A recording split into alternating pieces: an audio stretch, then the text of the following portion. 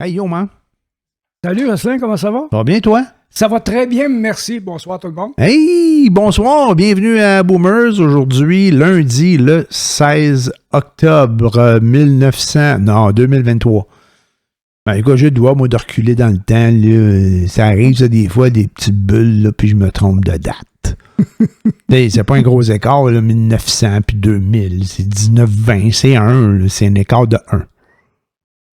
Bon. C'est ce qu'il dit. C'est pas grave. Non, c'est pas grave. Mais non, c'est pas grave. Il n'a pas dit 1800, au moins 1900. Là. C'est des affaires qui arrivent. Là. Ah, t'as pas dit que 1800, c'est le siècle où je suis né, non? J'y ai pensé. OK. J'y ai pensé. J'ai dit, le 19e siècle, ça doit rappeler des bons souvenirs, Grégoire, ça, hein? Ben oui. Et ça, j'ai eu de la misère, moi, à catcher ça, ces affaires-là, 19e, puis de 20e, puis de 21e siècle. On était en 1900, puis on dit, le monde dit, t'es dans le 20e siècle. Mais non, on n'est pas au 20e siècle, on est dans 1900. On est en train de compléter le 20e siècle. Bon. L'autre qui veut m'expliquer qu'il a compris. Parce que moi, j'ai pas compris. Je le sais, si bon. C'est comme toi, t'es dans ta 82e année de vie. Non, j'ai 81 ans. Oui, je sais bien, mais t'es dans ta 80... T'es dans ta 82e, pareil, là. C'est tout, c'est. Hey, il est rough avec moi ce soir, hein? Ça fait plaisir. Ben oui. Ça fait partie de mes capacités, de mes aptitudes. Pas ton charme, en tout cas. Ah, charme, c'est un beau mot, charme.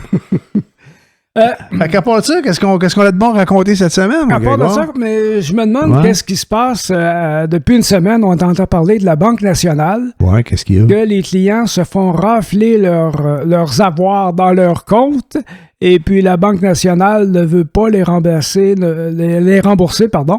et puis prétend que c'est de la négligence des clients, alors que dans des scénarios assez bizarres, les gens se font vider le compte entre 11h et minuit, et puis pouf, il reste plus une scène dans le compte d'une compagnie en bourse, je crois, et 240 000 qui sont disparus, bingo, du jour, enfin même pas du jour au lendemain, dans l'espace d'une heure, par différents retraits de transferts ou je sais pas quoi. Et puis, mais la compagnie est en difficulté, mais sérieusement, parce que c'était leur liquidité. OK. Alors, mais qu'est-ce qui se passe? Comment ça se fait que tout d'un coup, c'est la Banque nationale qui est visée comme ça? Je ne sais pas. Je sais qu'à un moment donné, il y avait des affaires d'histoire de tout. Il y en a toutes les institutions financières, des histoires de fraude dans les comptes. Là. Mais habituellement, quand tu prouves que c'est une fraude, ils te remboursent. Là. D'un autre côté, j'ai entendu des histoires semblables, peut-être pas la même histoire. Moi, c'était à la Banque de Montréal là, qui disait que la personne avait négligé. Puis il avait remboursé une petite partie là, de la fraude, mais que le reste, c'était son problème. Là. C'est ça. La Banque nationale, sur certains cas, pas tous, a offert la moitié de l'argent disparu. Et pour les aider, on va vous faire un prêt. C'est gentil, ça. Fait que moi, je fais de l'argent sur toi parce que j'ai mal géré ton argent.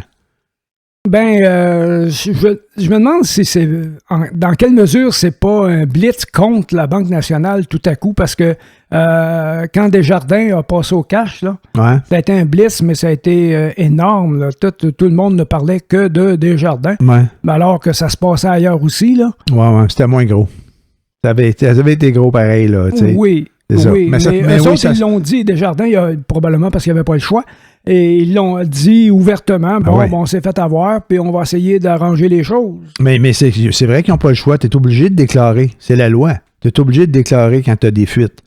Mais, en tout cas, s'il y en a qui décident de ne pas le faire, c'est bien leur problème, mais c'est vraiment, ils n'ont pas le choix de le faire, là. C'est supposé de le dire, là. Ah bon? Ouais. Mais d'un autre côté, il y a du Desjardins bashing qui se fait, là, dans le sens que, comme beaucoup d'entreprises québécoises, là, ou c'est pas une entreprise, c'est une coopérative, mais quand on a quelque chose qui fait la fierté des Québécois, là, on frappe dessus. Hein. On est pas mal bon là-dessus. Puis la Banque nationale, c'est quand même assez québécois aussi. Ça fait que quand on a nos souffle-douleurs québécois, là. Oui, mais ça reste... là, je vais jouer les Vierges offensées? Pas les vierges offensées, mais les oppressés. Les oppressés, c'est-à-dire que qui détient les journaux? Les journaux, il y a, je sais pas, il y a Québécois, là, le Journal de Montréal. Puis après ça, il y a le Devoir, lui, est indépendant, si je me trompe pas. Lui, il est pas mal indépendant, le Devoir. Non, le Devoir est chapeauté par la presse. Ah ouais, tu penses ça, toi? Ben absolument. Ah ouais? Absolument. Mais ils ont leur indépendance, mais c'est la presse ou l'inverse, je sais pas quoi. Ah ouais. Oui, il y a un traficage de médias dans ça. Ah bon. Et puis, il y a le Desmarais, là, les Desmarais qui possèdent beaucoup de... Ouais. Mais eux autres, ils aiment ça, t'as vargé sur tout ce qui est un fleuron québécois. Bon. Alors, c'est ça que je disais, les oppressés, là, c'est ça que je disais que... Ah, c'est eux autres, ça. Ah, les méchants anglophones. Ben, il y en a des entreprises financières, eux autres, là, les Desmarais, là. Ben oui.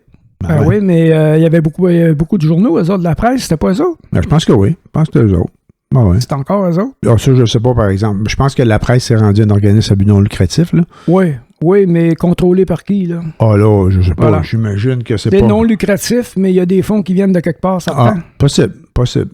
En tout cas, ça, c'est juste une question qui m'a trotté dans la tête. Ouais. Là, c'est qu'est-ce qui se passe avec la Banque nationale. En tout cas, il en parle tous les jours, puis il y a des nouveaux cas, puis sont sur leur cas, là, actuellement, la Banque nationale. Mais quand tu disais qu'il y avait une situation, entre 11h et minuit, il y a une entreprise qui s'est fait vider son compte, c'est ça? Oui, mais pas seulement qu'une. Là, c'est le procédé qui se passe actuellement. Il y a je sais pas comment que... J'y connais strictement rien. OK. Mais c'est dans le reportage là, qui disait que ça s'était fait vider dans l'espace d'une heure, mais dans plusieurs cas. Là. Ah bon? Fait que les gens sont même pas au courant, ils se réveillent le lendemain, pouf, ils n'ont plus d'argent, puis ils se demandent où c'est passé. OK. Mais, puis c'est de leur faute parce qu'ils ont été négligents. Bon, enfin, c'est ce que la banque prétend. Bon, ouais, je sais bien.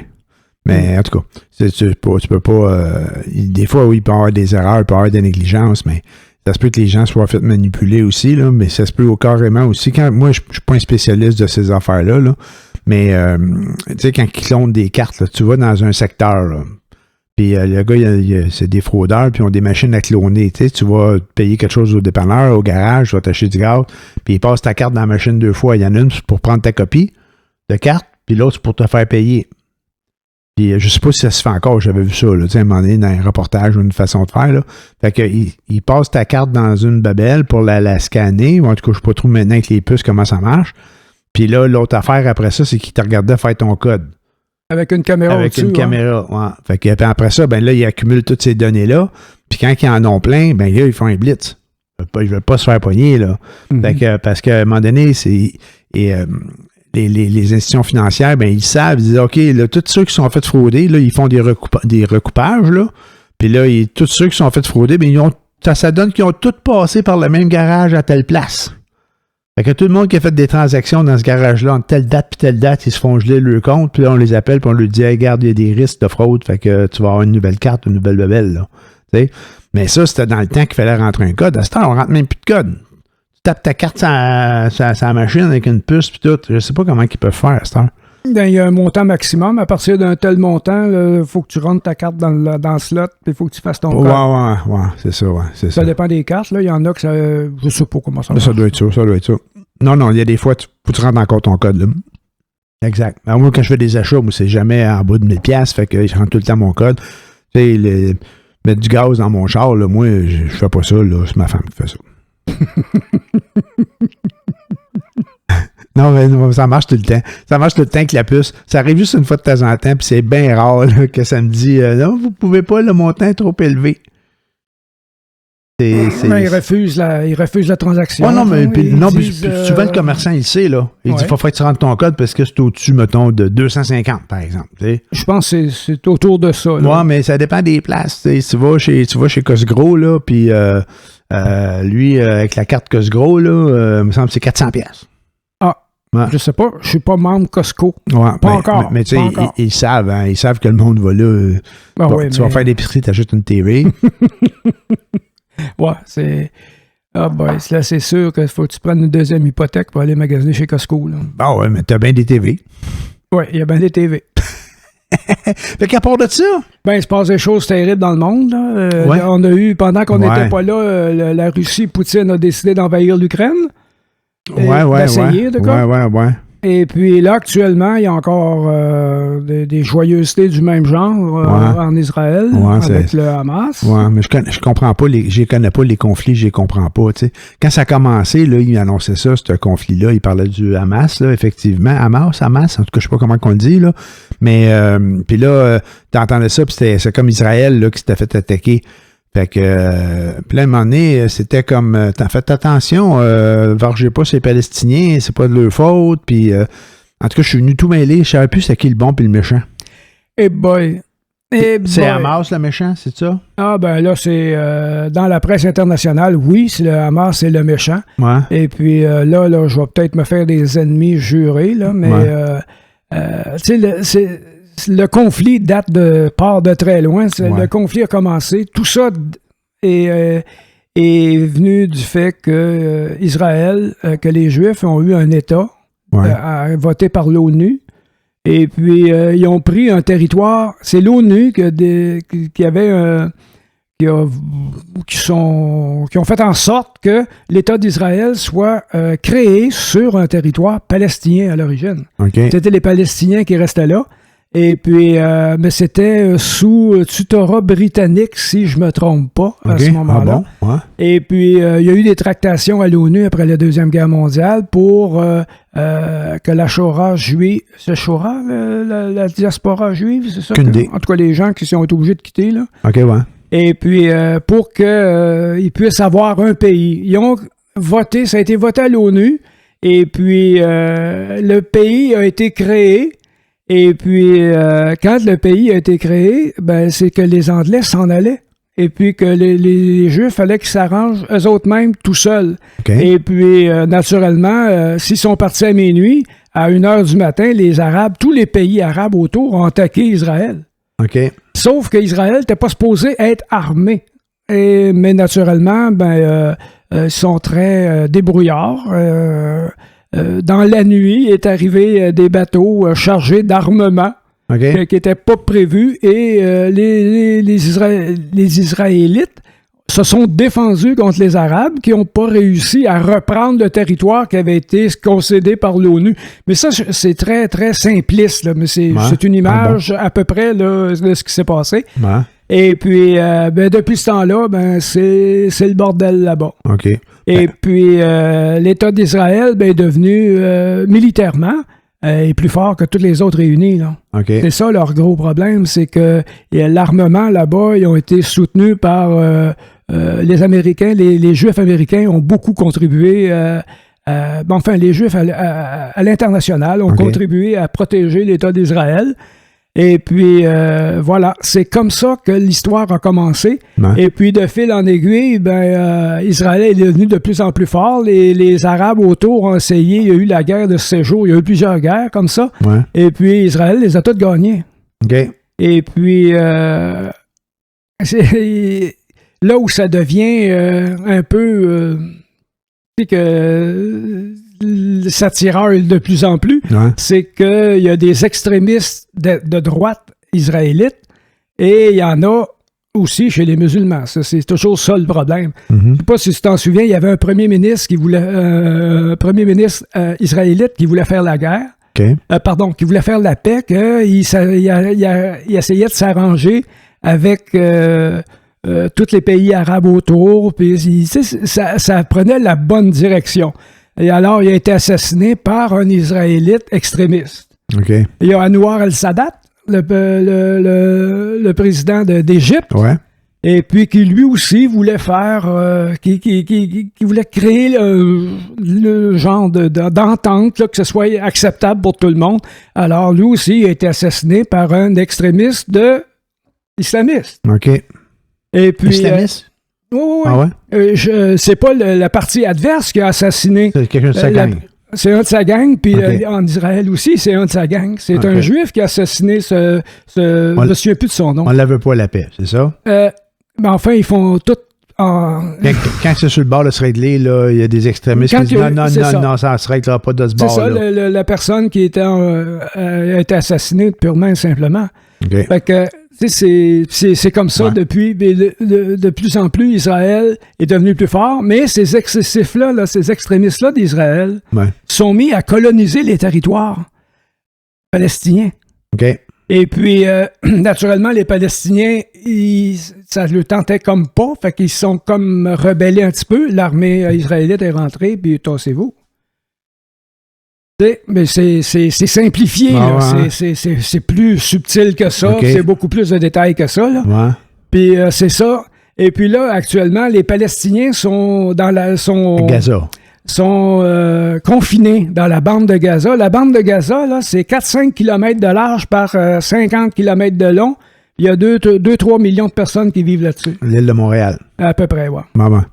Fait que naturellement, ils sont toujours sous la tutelle, entre guillemets, des Israélites qui contrôlent tout, là. Tout ce qui rentre et ce qui sort de la bande de Gaza, ils contrôlent tout. Ça veut dire que s'ils décident que, de fermer l'eau comme ils ont fait. Ouais, c'est exactement ça. C'est exactement ça.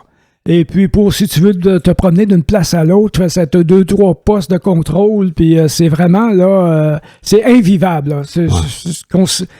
Si, pour certains d'entre vous, le Québec, c'est une place difficile à vivre, vous avez rien vu. Non, faut le savoir que c'est facile à vivre ici, là. Je pense que celui qui a manqué ce bout-là, là, il y a du rattrapage à faire. Ouais, mais c'est ça. Fait que, il n'y en a pas de solution. Il n'y en a pas de solution. J'ai eu une cliente à un moment donné dans la ville Saint-Laurent, palestinienne. Et puis, j'ai osé parler ouvertement de ça, puis je lui disais, c'est quoi la solution? Ouais. Est-ce qu'il y a une solution? Je lui demandais. La paix. Oui, mais est-ce qu'il y a une solution pour trouver la paix, pour avoir la paix? Ouais. Et puis, c'est devenu tellement... c'est devenu inné, cette haine-là qu'ils ont les uns pour les autres. Tu sais, les Palestiniens dans la bande de Gaza, c'est, je pense, il y a un fort pourcentage, 60%, pas 20 ans. Là.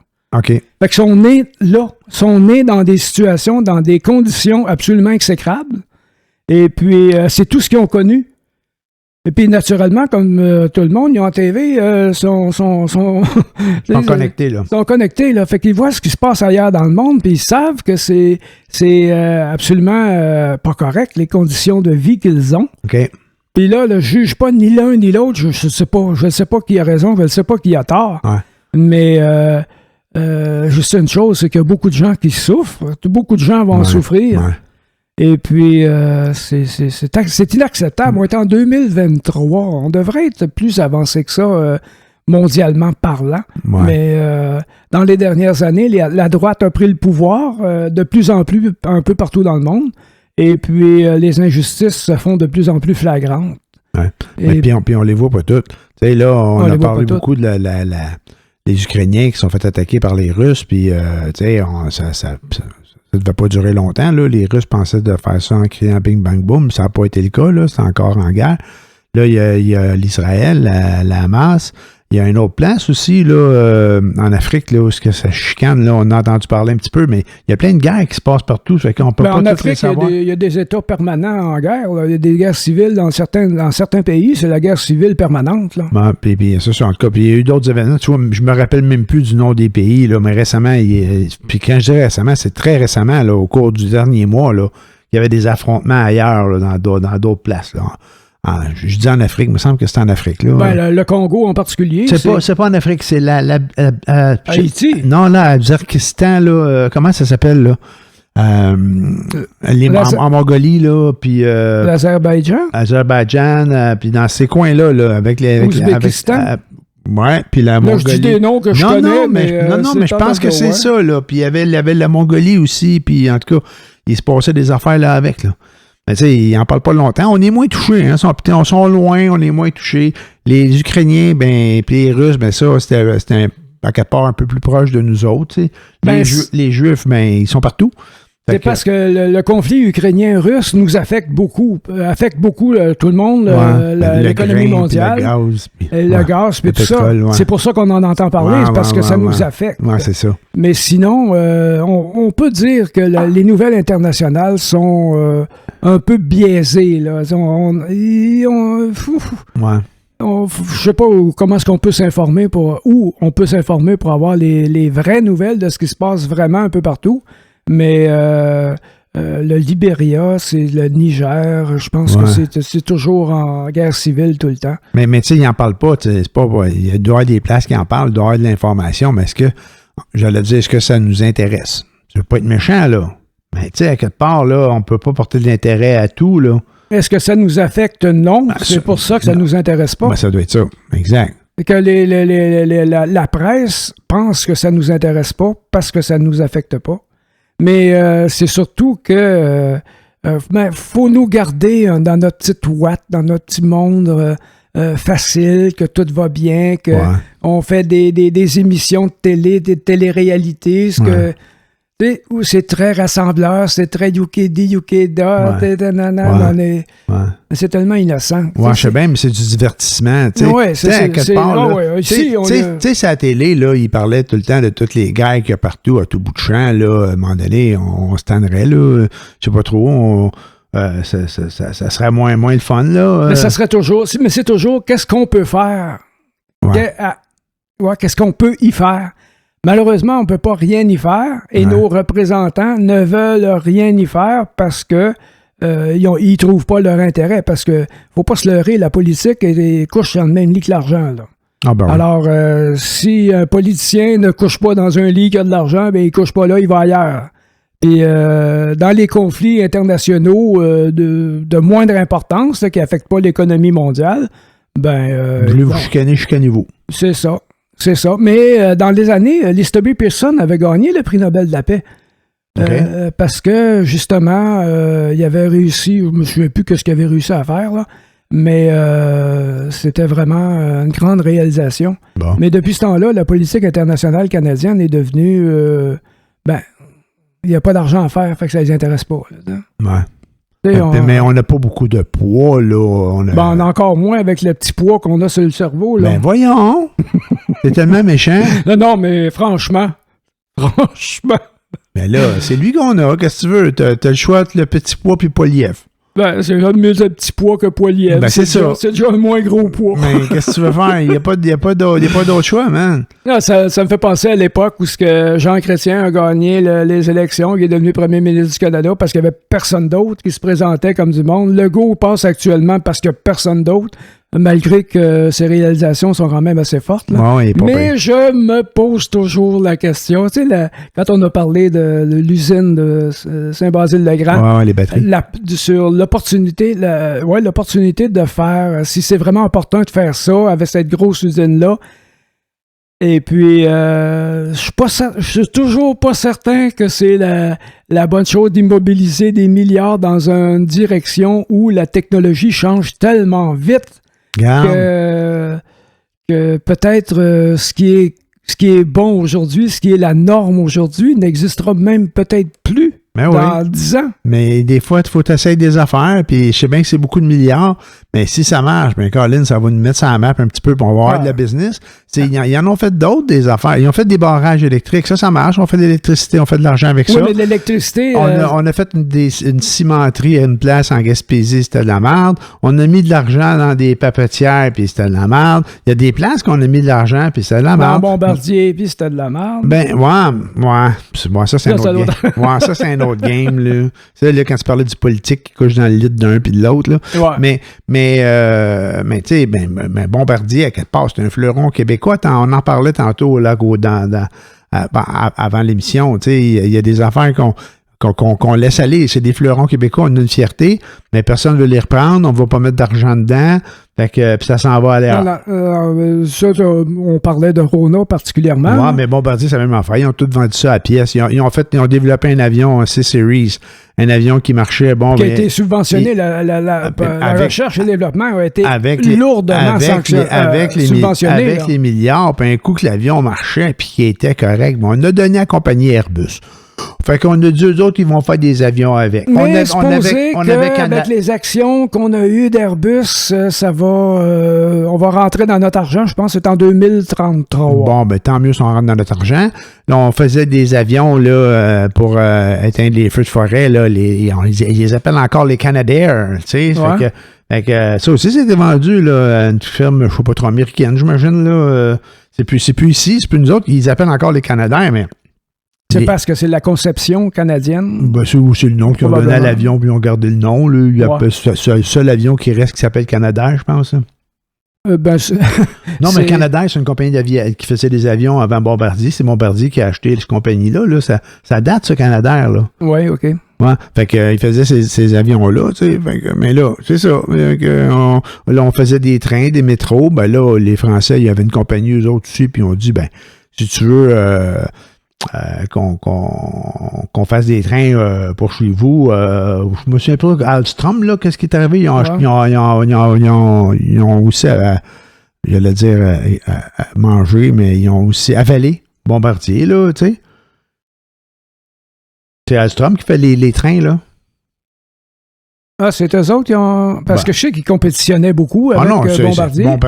Bombardier, les trains et les métros, ça n'existe plus, ça, là. C'est Alstom, là. Ah, ben, je sais que ça a été vendu, ouais. Mais de toute façon, les métros qu'ils avaient fait pour Montréal, ils ne faisaient pas. Je sais pas si tu t'en souviens, il y avait eu un... Je me souviens plus pour qui... Je sais pas si c'est pour Toronto ou pour Montréal. Ils ont fait des nouvelles rames de métro. Et puis, ils ne fitaient pas avec les anciennes rails. Bon, il y a des affaires qui sont arrivées de même. C'est ça. Mais il y avait eu comme un petit bug d'ingénierie. Quelqu'un qui avait manqué, qui avait perdu la POC quelque part. On va faire plein de trains qui ne font pas sur rail. Non, mais ça, je me souviens. Mais je sais qu'il y avait des affaires cocasses de même. Il y en a arrivé une peu une autre. Mais c'est ça. Regarde. Fait que là, on prend une chance. Puis on prend une chance. J'espère que c'est calculé un petit peu à 7 milliards. Là. Puis c'est 30 milliards au total qu'ils veulent mettre dans toute cette filière-là là, de nouvelle énergie. Là. Fait que. As-tu pensé que si on se plante, là? Si on se plante, mais on se plante solide, on va devenir à la merci de tout le monde. Après ça, là, notre économie, elle va être très dépendante du bon vouloir des autres. Là. On va se devoir mais on va se devoir la vieille expression, on va se devoir la peau des fesses à tout venant. Tu sais, à quelque part, dépenser 10 milliards pour faire un tunnel, là, juste pour avoir quelques votes là, à Québec. Puis mettre 7 milliards dans la filière batterie. Là, moi, je mettrais 7 milliards dans la filière batterie. Ben, à ce compte-là, oui, je suis un petit peu d'accord avec toi, d'autant plus que il faudrait repenser tout le système plutôt que de faire des grosses voies de circulation pour amener la business, que tout le monde puisse aller à Québec. Pourquoi pas créer des centres à l'extérieur de Québec avec ce qu'ils appelle l'économie de grappe. Là. Tu sais, tout ce qui tourne, mettons, toi, tu fabriques un avion. Ben, tu fais installer autour de toi toutes les petites compagnies qui sous-traitent pour construire ton avion, celui qui fait les pneus, les freins, blablabla. Ah ouais? Mais tu fais des îlots comme ça, mais c'est pas obligé d'être à Québec absolument. Fait que tu vas pas surcharger ton système routier. Ton réseau de transport. C'est sûr qu'il va falloir que tu en crées un localement pour cette grappe-là. Ben oui. Mais c'est ça, là. C'est quoi le besoin qu'il faut absolument aller à Québec? Mais à quelque part, là, moi, je les comprends. Là, je dis Québec, mais ça pourrait être Montréal. Ça peut être Montréal, mais Montréal, tu sais, on a combien de ponts? 12, 14, je ne sais pas trop, 20 ponts? Il en manque encore autant. Bon, puis il y en a en masse, tu sais. Il y a une joke à un moment donné. Il dit, comment tu fais à Québec, on a juste 2 ponts, puis à Montréal, il y en a comme 15, 20. C'est parce qu'on est tunnel. Non, mais c'était ça que la personne avait répondu. C'est parce que c'est tunnel. C'était une pas pire réponse. Hein? Oui, mais il y a quelqu'un qui a perdu une occasion de se taire. Lui qui a posé la question. Oui, c'est ça. Mais d'un autre côté, moi, je suis pas en désaccord avec le fait qu'ils ont besoin d'un lien supplémentaire, là, parce qu'à un moment donné, il y a un pont qui appartient au CN qui est pour les trains. Puis il y en a un autre qui tombe en ruine. Là. Eux autres aussi sont pognés avec ces problèmes-là. Là. Fait que je pense qu'ils ont besoin d'un autre lien. T'sais. Puis l'affaire du tunnel, mais ça se fera jamais. Là. C'est sûr que ça se fera jamais parce que je pense que je me répète là, du temps éternel par rapport à ça. Mais ils ont dit aux gens, on va vous faire un tunnel, il va coûter 10 milliards, vous allez pouvoir passer là avec vos chars. Là, finalement, ils ont dit, ben là, vous en avez besoin de moins parce qu'il y a moins de chars qui passent. Fait qu'on va en faire un tunnel, mais juste pour passer un transport en commun. Ils en veulent fuck all, ils en veulent pas de ce tunnel-là. Ils veulent, puis je les comprends, là. Ils veulent passer là avec le char. Quand est-ce que tu restes à quelque part sur la rive sud de Québec, tu vas aller à Québec la fin de semaine faire un tour, tu veux te rendre sur la rive nord pour pogner un chemin sur la rive nord, tu vas faire que tu prennes le métro? Non, c'est parce que quand il y a un transport en commun, le transport en commun, il est pensé pour être facile à gérer par la compagnie et non pour répondre aux besoins de la population. Ouais, ben ça, c'est plus ça le problème. Mais c'est sûr que le transport en commun, si tu mets ça, ça coûte la grosse argent. Il faut que les gens s'en servent. Ouais. Mais si tu lui donnes pas l'opportunité aux gens de vouloir s'en servir ou de pouvoir s'en servir, ben c'est évident que ça ne servira pas. Fait qu'il va être déficitaire. Ben, Puis les gens, ben, ils vont faire comme beaucoup à Montréal. Le service n'est pas là, le monde le prenne moins. Le service n'est pas là, ils prennent le retour, puis oui. Si tu veux que le monde le prenne... Là, pas que la bonne conscience, là, à un moment donné, là, faut arrêter de virer fou. Bonne conscience, économie, mais il faut que ça fonctionne, il faut que ça soit utile. Tu sais, quelque part, tu dis, OK, je prends mon char pour aller à telle place, ça me prend 35 minutes. Je vais le faire transport en commun, pas de problème. 1h40 minutes. Mais là, c'est bon, le calcul est facile à faire, là. Oui, parce que le service n'est pas adéquat. Mais c'est sûr qu'il y a souvent des besoins particuliers, là, que il y a des gens qui demeurent à un endroit X puis travaillent à un endroit Y, mais le transport en commun pour aller de X à Y n'est comme pas, faut que tu passes par Z et puis par L. Yeah. À ce moment-là, c'est... à ce moment-là, je comprends les gens de prendre leur retour. Là, mais il y a des places, tu n'as pas le choix. Là. Mettons que tu restes dans une zone qui est rurale. Comme moi, par exemple. Là, je suis très rural. Bon, une zone rurale, puis qu'il y a moins... C'est ça, il n'y en a pas de transport en commun, mais là, tu n'as pas le choix. Mais quand tu habites dans une zone urbaine, faudrait qu'il y ait un système de transport. Puis quand je parle de zone urbaine, là, je parle du Montréal, puis du Grand Montréal, là, autour, les banlieues, puis Québec, c'est la même affaire, là, le même principe pour eux autres. Là. Il y a peut-être d'autres grandes villes aussi qui pourraient fonctionner de même, là, mais rends-le efficace, le système de transport en commun. Puis pas juste le matin entre 7h puis 8h là, pour le monde qui va travailler, puis le soir entre 4h puis 5h. Non, tout le temps. Oui, il faut que ce soit tout le temps pour que les gens prennent l'habitude, ça devienne un réflexe. Ben oui, il y en a du transport. Pour aller travailler, le monde, moi, je vais travailler en transport en commun. Ben oui, je te comprends. Moi aussi, je fais ça. Quand je vais au cinéma, quand tu vas voir un spectacle à Montréal? Non. Je prends pas le transport en commun. Je prends mon char. T'as pas le choix? Pas mon char. Parce que t'as plus de service. J'ai plus de service, puis je pars d'ici. Puis comme c'est l'exemple est vrai, là, 1h40. Là, ici, là, on est à Chambly, là. L'autobus pour se rendre au REM, parce que là, tu n'as pas le choix, tu es obligé de prendre le REM. Puis là, tu prends le REM. Puis là, le REM t'amène au centre-ville de Montréal. Puis là, tu prends un métro. Puis où tu marches, tout ça. Là. Mais toute la run là, qui me prend 35 minutes en char, là, ça prend 1h40 en REM. Puis sais-tu quoi? C'est 1h40. Ça, c'est si t'es timé. Parce que si t'as manqué ton train, là, rajoute une demi-heure là, parce qu'il passe aux demi-heures, là, pas aux 40 minutes le soir, lui. Là. Il passe pas aux 10 minutes. Là. OK. Hey, c'est pas c'est pas là le problème. C'est ça le problème. Ben oui, c'est ça le problème. Rends-le accessible et le monde va y aller. On devrait mettre 10 milliards là-dessus. Sur le transport en commun viable et souhaitable pour tout le monde, pour tous ceux qui... Je suis certain qu'un paquet de gens aimeraient ça, pouvoir se servir du transport en commun. Bien sûr. Mais il n'y en a pas. Il n'y en a pas, les gens. Je sais pas c'est qui les grands penseurs de cette histoire-là. Mais il doit y avoir beaucoup de primes au rendement pour pas dépenser, puis je sais pas. Là, je sais pas comment il y a des affaires qu'il faut que je sois ajusté. C'est toujours des volontés, hein. C'est la volonté politique. Mais j'allais dire, si tu habites à Montréal, près d'un métro, t'es pas pire. Tu peux, oui, puis tu travailles près d'un métro, t'es pas pire. T'es pas pire. Mais à part de ça, même à Montréal, les autobus, puis là, c'est sûr qu'il y a des pénuries d'emploi, puis il y a plein d'affaires qui se passent, mais c'est vrai à Montréal, puis c'est vrai ailleurs, mais les autobus, ils partent pas tous. Il y a des délais dans les transports en autobus. Il manque de personnel, il manque de chauffeurs, il manque ci, puis il manque ça. À un moment donné, il va falloir trouver l'équilibre là, pour que ça fonctionne. Tu as des runs d'autobus, tu as des runs de métro, il faut les passer réguliers. Ouais, mais il n'y a personne dans l'autobus. Ouais, je sais bien, il n'y a personne. Il passe une fois aux 3/4 d'heure. Fais les passer aux 10 minutes. Peut-être qu'il va tout le temps avoir quelqu'un au coin de la rue qui va l'attendre, là. Bon, tu vas avoir plus de voyages vides, peut-être, oui. Mais tu vas avoir moins d'autos quand même qui vont se promener partout. Je pense pas, moi, qu'ils soient pas mal plus pleins, moi, les voyages quand ils passent aux 40 minutes au lieu de... Oui, probablement. Ben, les gens ont trouvé une autre solution. Ben oui, c'est exactement ça. Ils n'ont pas attendu que... Non, c'est sûr que... Ben oui. Oh, c'est de la volonté politique, ça. C'est, à un moment donné, les politiciens, là, ils marchent au sondage. Hein, si dans son comté, les gens, la majorité, ils vont faire des sondages, si la majorité veut pas de transport en commun, ça va être sa dernière préoccupation, ça sera pas sa première. C'est sûr. Mais on est au service des gens, on est au service du peuple. Ils nous ont élus pour ça, pour faire leur volonté.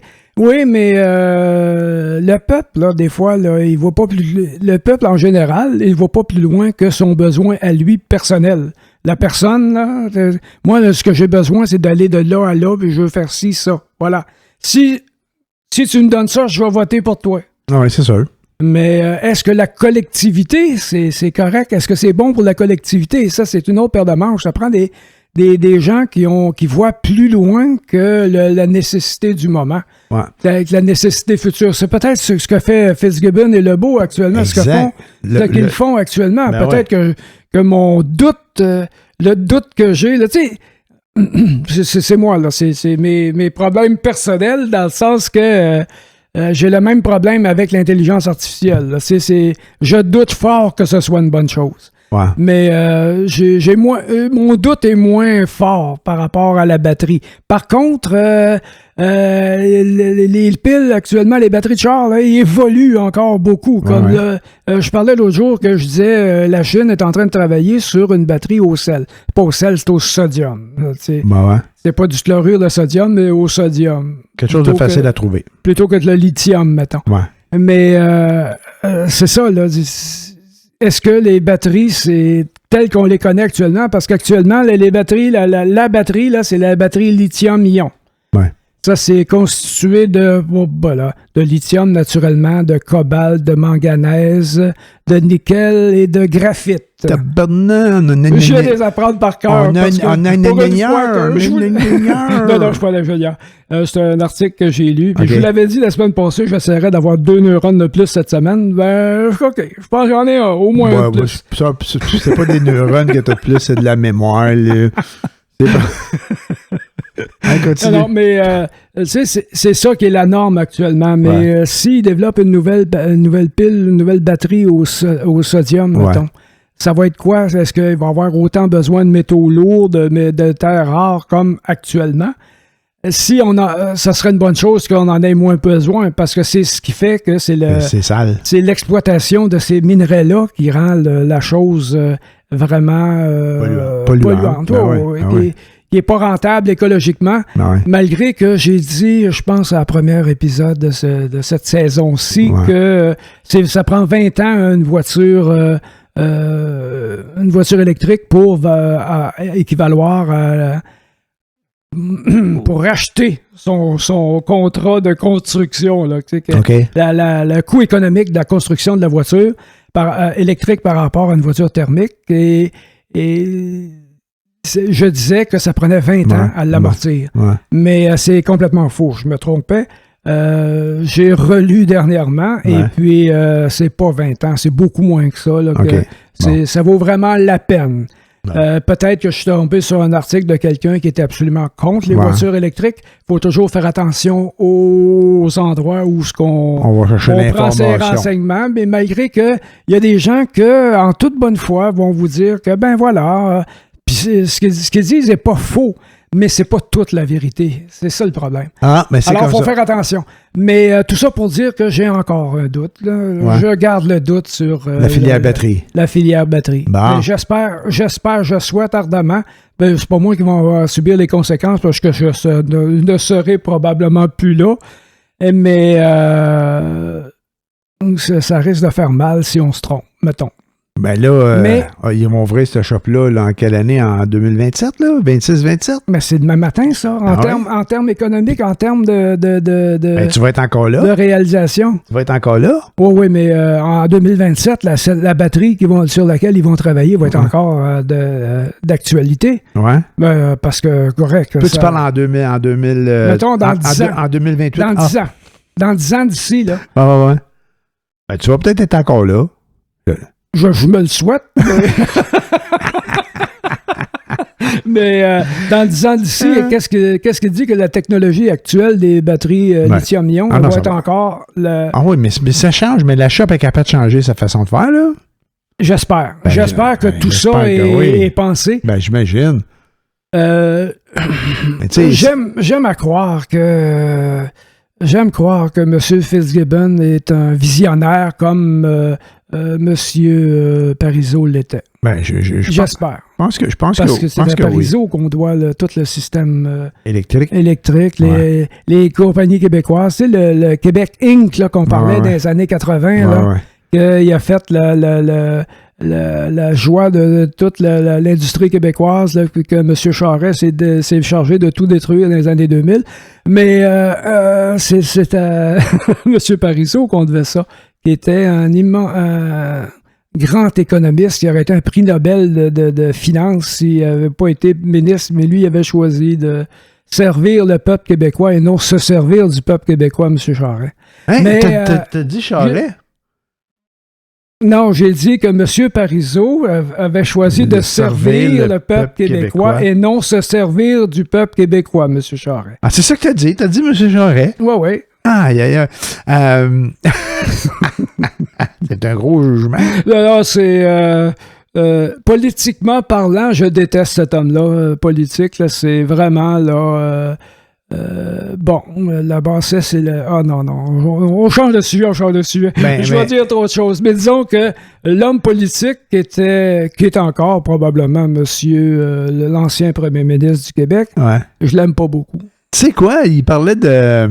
ce matin à la radio juste te donner un exemple, là, c'est à lui, c'est sous Jean Charest que les règles de gouvernance de la Caisse de dépôt ont changé et puis qu'ils ont pu faire un déficit de 40 milliards. S'il n'avait pas changé les règles, ça ne serait jamais arrivé. Bon. Merci, M. Charest. Bon, on a perdu 40 milliards, fait que 4 ponts de moins Québec. Voilà. J'ai écouté la radio un matin, puis il parle, le Parti libéral, il faut qu'il fasse parler d'eux autres, parce que, tu sais, ils sont pas... Moi, je parle du passé, du présent, ils sont pas là. Ils sont pas bien forts dans les sondages, puis là, il y avait un congrès en fin de semaine, là, je sais pas trop, je pense, un genre de congrès, là, puis que, là, il devait déterminer, là... les orientations du parti. Ça, c'est une chose, mais les règles aussi, là, pour... trouver le nouveau chef, tout ça, là, toutes ces affaires-là. Là.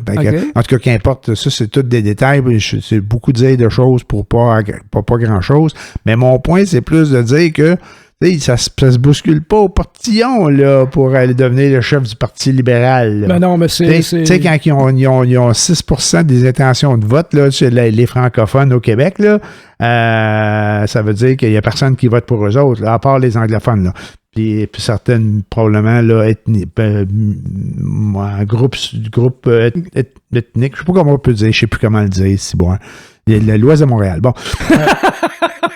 Non, mais je veux pas être méchant. C'est vrai que je sais plus comment dire. C'est tout ce qui lui reste pour voter pour eux autres. Mais j'allais dire, tu sais, comme Parizeau avait dit, là, le vote ethnique, tu sais, mais on peut plus dire ça, qu'importe. Mais c'est à peu près juste ça qui lui reste. Mais mon point, c'est plus de dire que là, il n'y a pas grand monde qui veut se présenter, mais il y a un gars qui a peut-être levé la main puis il a dit, ben moi, si c'est dans 2 ans ou dans tant d'années, moi peut-être y aller, tu sais. Le gars de Charest. Le gars à Charest. Le fils de Jean Charest? Le fils à Jean Charest. Fait que, c'est boire. Ouais. Fait que lui, il dit pas non, lui, là. Puis de l'autre... Mais on sait pas. Ben, on sait pas. Je sais pas si tu te souviens de Daniel Johnson, père, qui était le chef de l'Union nationale, qui est mort en tant que premier ministre à la Manique. Là. Ouais. Mais ces deux gars, il y avait un libéral puis un péquiste. Ouais. Et les deux ont été chefs de leur parti. Oui. Carriéristes, les deux. Oui, mais c'est des politiciens. Ça en prend des gens là, qui se démènent pour le peuple. Là. Ouais. Mais ça devait faire des beaux parties de famille, ça. Ben, j'imagine, là. J'imagine qu'en rentrant, il fallait qu'ils laissent leur compte politique dans l'entrée. Puis, tu sais, là, c'est comment je faisais ça? C'est pas parce que t'as le même ADN que ça va être correct, là. Tu sais. T'es pas obligé de penser de la même façon? Non. Puis ça veut pas dire que ça va être bien ou ça va être moins bon, là. Tu sais, on a eu 2 Trudeau, hein. Puis, c'est pas... je pense qu'il y en a un qui était... Malgré tout, là, j'étais plus jeune, je le connais moins, mais je pense qu'il y en a un qui était meilleur que l'autre. Trudeau? Ben, je pense que le père, il avait... Mais ça se compare même pas. Ben, c'est ça. C'était... Ça se compare même pas. Okay. C'est juste dommage qu'il ait été aussi anti-Québec que ça. C'est sûr. Trudeau père, puis lui, c'est un fédéraliste, mais convaincu. Malgré qu'au tout début de sa carrière, Pierre Elliott Trudeau était un petit peu indépendantiste. Nationaliste. Mais qu'est-ce que il a eu son chemin de Damas, comme l'apôtre Paul, là, Ah ouais? qui a tombé en bas de son cheval puis est devenu croyant. Là. OK, bon. Fait que, il a probablement, il appelle ça avoir son chemin de Damas. Ça manque à ma culture, mais tu sais, les références religieuses. C'est une référence biblique, là. Ouais. Mais je suis si vieux que ça. Je sais pas. Oui. Combien qu'on a de différence d'âge? Moi, j'ai jamais étudié pour être prêtre. Moi non plus vraiment. Là, mais non, mais j'aurais pu, ça aurait pu. Je fais des farces. Mais non, on n'a pas tant de différence d'âge, là, comme 22 ans. Mais je connais un peu la chose religieuse, là, mais des affaires là que je me souviens plus. À son chemin de Damas, apparemment, l'apôtre Paul ou un des disciples, en tout cas un des 12 apôtres, c'est ça. Je suis content que tu n'aies pas trop réagi au fait que j'ai dit qu'on avait 22 ans d'écart d'âge. Je l'ai pas entendu. Je pensais à d'autres choses. Je suis en train de penser... Tu m'écoutes pas, tu manques d'écoute. C'est important dans ce qu'on fait d'écouter ce que l'autre dit, là. Oui, mais ça dépend qui et ce qu'il dit. Ben là, il y a juste moi, là. C'est vrai, je t'ai demandé c'est quoi notre différence d'âge. Tu m'as répondu, puis je l'ai pas écouté. Mais oui, t'écoutes je m'excuse. D'habitude, je t'écoute. Tu l'as mérité. C'est ça. Écoute, ça fait déjà un petit bout de temps que ça roule, mon champion. Quasiment 45 minutes, si c'est pas plus. Y avait-tu d'autres choses pour boucler la boucle? Je vais vous souhaiter une belle semaine. Ben ouais, une belle semaine. Puis, préparer... c'est vrai, on ramasse pas les feuilles. Maintenant, la grosse mode, c'est de ne plus ramasser les feuilles. Faut que tu les laisses par terre. Ouais, mais ça, c'était... Au pied des arbres. Moi, ça fait longtemps que j'ai pas fait du gazon, là, puis ramasser des feuilles, mais il y avait de cela jadis, là, je faisais déjà ça. Moi, j'avais une tondeuse déchiqueteuse, là, puis je coupais le gazon, je ramassais jamais le gazon. Puis quand c'était le temps des feuilles, je passais à la tondeuse là-dessus, puis je laissais ça là. C'est pas nouveau, cette affaire-là. Il en parle là, mais c'est pas nouveau. Mais non, c'était comme ça avant, mais en fait, ça a changé parce qu'il y a eu la grosse mode des pelouses manucurées. Il faut que tout le gazon soit jamais plus que 2 pouces et quart. C'est ta dernière tonde de la saison. Il y a de la neige dessus 3 semaines après. On s'en tape. Non, mais c'est vrai, tu déchiquettes les feuilles, ils tombent en merde, en poussière, là. Non, mais les quartiers où ce que les gens là, qui empoisonnent tous les chiens et les enfants là, qui jouent dehors là, avec le pelouse, parce qu'ils veulent qu'elle soit belle, qu'elle soit verte, qu'elle soit pas de pissenlit, qu'il n'y ait pas de temps dedans. Tu sais, ceux qui... moi, je sais bien, mais tu as quelqu'un qui aime pas vivre, finalement, là, qui a une pelouse juste pour la regarder, ils veulent pas s'asseoir dedans. Là. Fait que ça, c'est comme, il y a ça, mais il fait encore beau, par exemple. On est rendu le 16 octobre, puis il fait encore pas pire. Mais il annonce beau les dernières semaines d'octobre. Là, c'est pas juste ça. J'étais à l'épicerie tantôt. Ouais, puis elle est encore là? L'épicerie est encore là. Mais dedans l'épicerie, il y a encore des fraises du Québec. Il y a encore des framboises. Ils sont bonnes? Ils sont bonnes, c'était carré. On est rendu à mi-octobre, puis il y a encore des fraises en spécial. Il y en a plein. C'est peut-être une bonne saison, puis il y a des framboises. Je suis pas sûr qu'ils sont du Québec, les framboises, là, mais il y avait de la fraise du Québec là, en masse. Ouais. Je sais qu'ils ont développé des nouvelles variétés. Là, des serres, puis tout ça. Là, non, mais ça à l'année maintenant, des fraises du Québec. Il y en a l'année, mais quand même, c'est des fraises d'extérieur qu'il y a, là. Comment est-ce qu'ils appellent ça? Des late blossom? Ils ont trouvé des nouvelles, je ne sais pas si on dit des essences ou des variétés. Des variétés, c'est variété le mot pour les... Ils ont développé des variétés qui font qu'on en a longtemps. Mais tout ça pour dire qu'il fait beau encore longtemps, là. C'est bon, on est rendu à mi-octobre. J'avais un rendez-vous pour aller changer mes pneus la semaine prochaine, puis bon, pour le travail, j'ai dû le changer pour le mettre plus tard. Puis il me l'a mis comme au début de novembre. J'étais quasiment content. Mais là, c'est bon, c'est 3 semaines, tu roules avec tes tailleurs d'hiver là, pendant 3 semaines, puis il fait 15 degrés, 20 degrés, c'est pas bon. Là. C'est pas très bon pour les pneus. C'est pas très bon. La gomme est molle. Ouais, c'est ça. Elle s'use plus vite. Ouais, c'est exact. À haute température. Oui, c'est ça. En tout cas, ça pour dire que l'été... Laissez vos feuilles à terre. L'été dure plus longtemps. Laissez vos feuilles à terre. Ouais, laissez-les à terre. Mais comment qu'on dit, t'es déchiquettes avec ta tondeuse. Ah, même pas.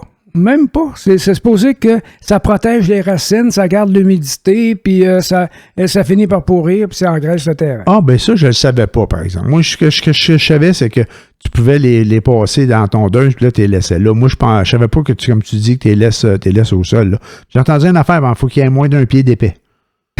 Non, je suis sérieux, j'ai entendu ça. J'espère. Là, rendu un pied, là, c'est plus des feuilles. Ce qu'il disait, là, ce que j'ai entendu, moi, par rapport aux feuilles, c'est que quand t'es. Puis l'affaire de pas de les laisser tel quel, ça, je le savais pas. Moi, je pensais vraiment de passer à tondeuse dessus, mais ce qu'il disait, c'est que faut que tu vois le gazon en dessous. Si tu vois pas le gazon, t'as un problème. Tu vas le tuer, là. Mais si tu vois quand même du gazon quelque part pour qu'il puisse respirer, là, puis manger, là, mais là, tu vas être correct. Ça va l'engraisser, puis tu vas te casser la tête. Je savais pas cette règle-là. J'ai lu un article dernièrement que c'est la grosse tendance actuellement que les gens que... Même moi, l'année passée, là où je demeure, j'étais tout content. Moi, leur rendre service, moi, leur ramasser les feuilles. T'es allé en prison? Ramasse pas les feuilles, t'es partant! un peu plus, puis j'étais obligé de remettre là. Ils vont l'entendre, là. Parce qu'ils vont l'écouter. Mais, tu sais, un peu plus, puis il me demandait de les remettre là. C'est ça, remets les feuilles. Salut, vous autres! Qu'est-ce que t'as dit dans les feuilles? Remets les feuilles. Hey, là-dessus, ben, je vais vous souhaiter bonne semaine. Hey, bonne semaine tout le monde. On se revoit très bientôt, probablement la semaine prochaine. Ben, écoutez-nous, là. Salut, là. Bye, bye. Bye.